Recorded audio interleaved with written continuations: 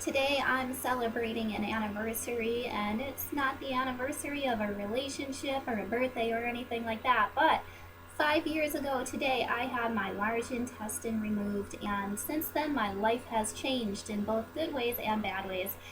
When I had my large intestine removed, I had the diagnosis of having ulcerative colitis, which was wrong. So either way, whether I had Crohn's disease or ulcerative colitis, my colon would have been removed. A lot of people ask me, since I had a wrong diagnosis, if I wouldn't have had to get my colon out. And either way, no matter what the diagnosis was at that time, it had to come out. It was an emergency situation. If it didn't come out then, really bad, life-threatening things could have happened to me, and that's why I was told that it needs to come out.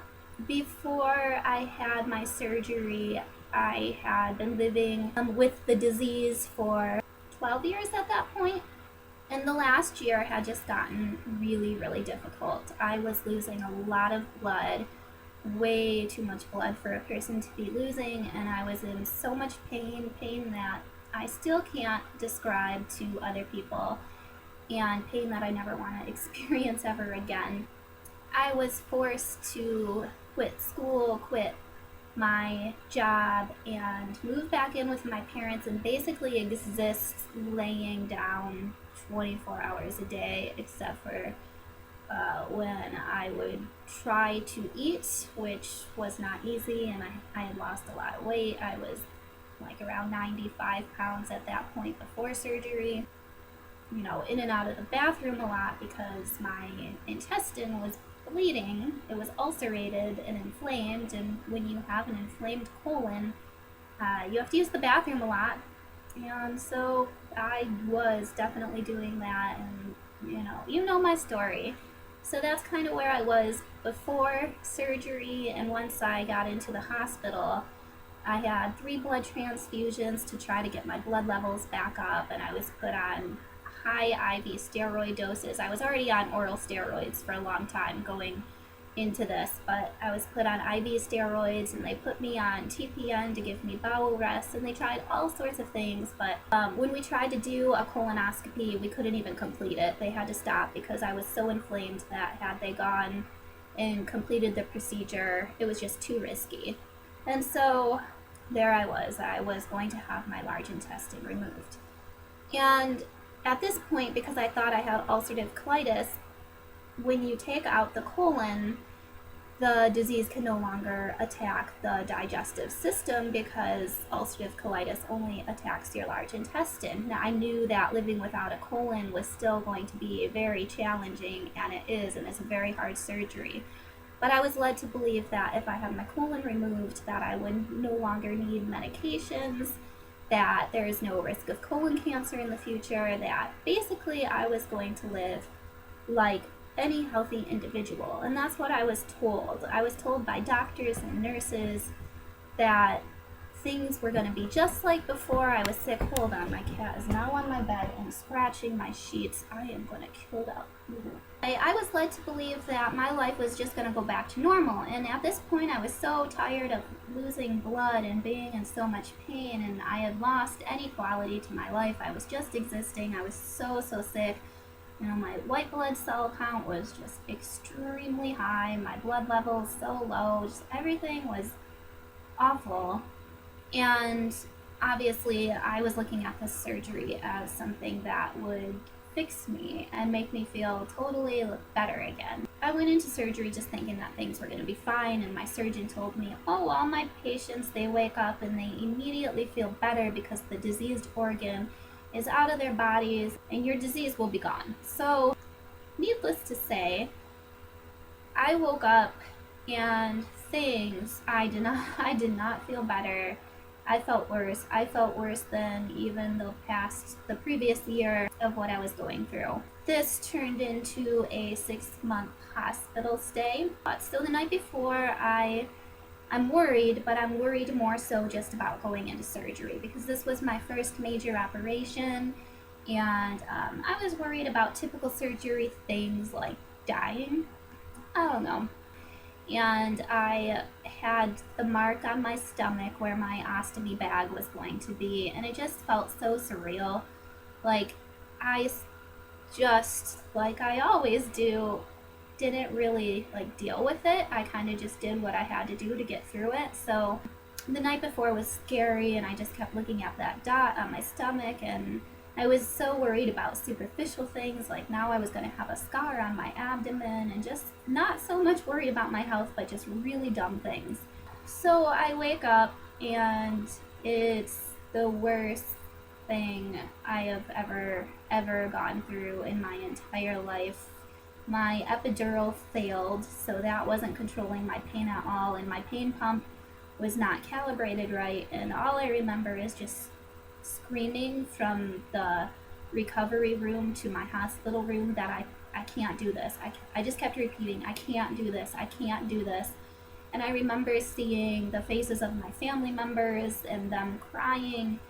That was my first NG tube ever. I had no idea what it was, and I was just so scared. And that's about when it hit me about like the reality of the situation, like how sick I was and how sick I've been. And I couldn't even look at my ostomy because, for one, I was in too much pain. I was out of my mind.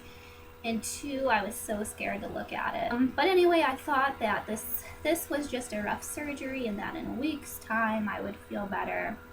And it just didn't go this way, and it turned into 6 months in the hospital, where every complication that could happen happened. I got to such a low point.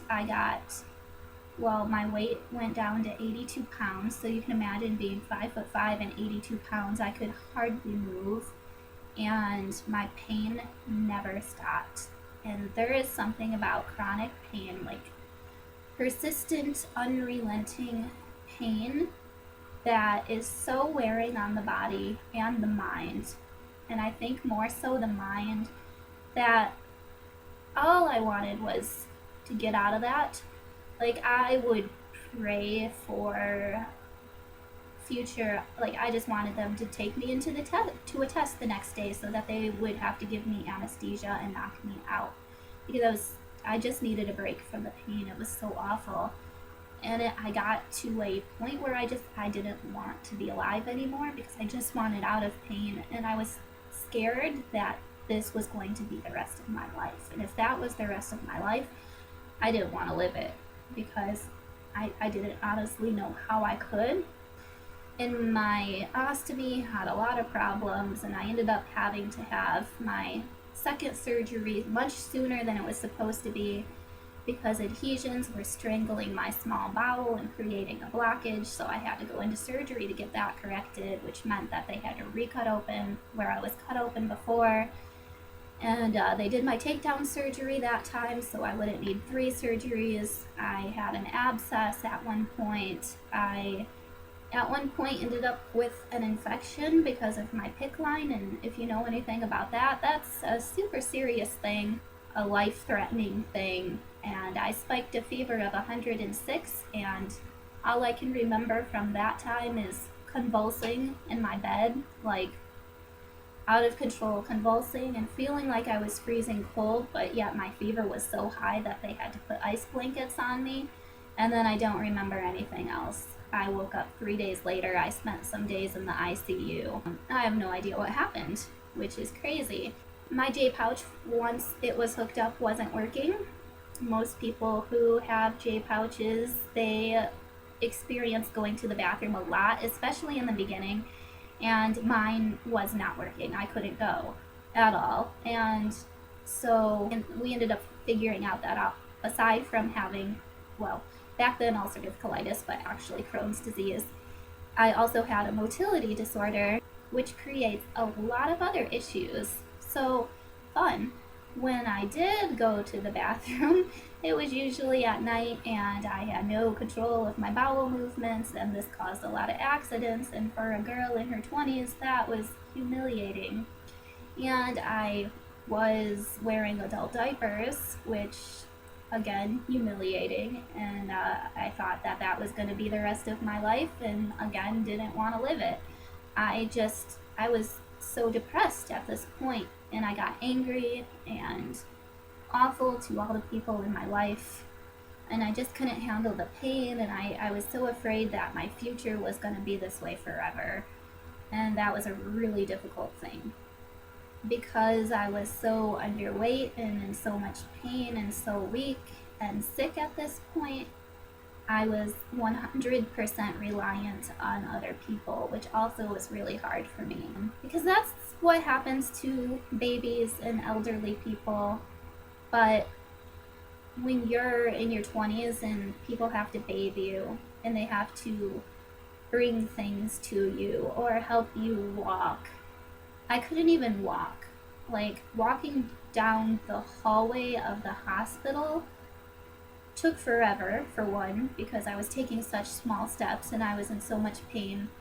And I had to have somebody push my IV pole for me because I wasn't even strong enough to push it, and help me.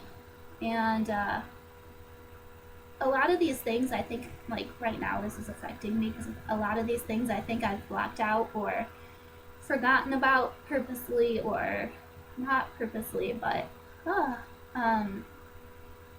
this was just like an awful time. And then I got out of the hospital at 82 pounds and things were still not going well because I hadn't eaten by mouth in so long, and so eating real food was just not going very well, and most of the time I would throw it up, and I threw up a lot. I've thrown up in cars, in stores, everywhere. My weight continued to drop, and my parents were really worried, and they kept wanting to take me back to the hospital, and I would fight with them not to go back there. And then eventually I turned a corner.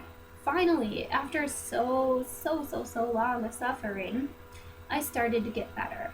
That's when my whole outlook on life changed, and I started to see the smallest things as like the greatest things. And just walking was like, I was like, awesome, I'm walking. Or just walking up the stairs or seeing the sunshine, and like that whole year, everything that I did, like I was just so thankful for, and like I just, like, now my outlook on life is so different, and so I guess I can appreciate that. In these past 5 years, I learned that my diagnosis of ulcerative colitis was wrong and that I actually have Crohn's disease. So when I was diagnosed with Crohn's disease, when we finally figured it out that I had Crohn's all along, which didn't change too much, that the only like big change that there was so in these past 5 years, I've obviously, as you know, I go in and out of the hospital quite often. Once we figured out that Crohn's was attacking my small intestine, I'm still in and out of the hospital. I have no large intestine at all, and my small intestine is kind of a piece of crap, it doesn't work very well. But what I do have in life is awesome. I have an awesome outlook on life, and the first summer after my surgery, that's the first summer I went to Camp Oasis, and camp changed my life. It really honestly did. And now I have camp and I have my family there in a place that is really like, it is home to me. And I have you guys, and I started this blog and my video blog, and I feel like this is my purpose, and that's kind of cool. So even though like the past 5 years have been hell in so many ways, they've also been great in so many ways. I'm happy no large intestine anniversary to me. Thanks for listening. If you haven't had your large intestine removed but you're facing that, I don't want to scare you. I rarely meet somebody who's had it as difficult as I have, but there are those out there who have struggled in ways like me and in different ways. If you are facing it, I wish you all the best, because I do know a lot of people out there who have had such like amazing successful stories, and that's awesome. But anyway, I'm pretty cool because I live my life without one of my organs, and I have a disease, and I take these crazy medications, and I go through a lot, and I'm able to come out of it and to be a mostly happy person and thankful person and hopefully inspiring person, and that makes me feel good about myself. Love you guys. Bye.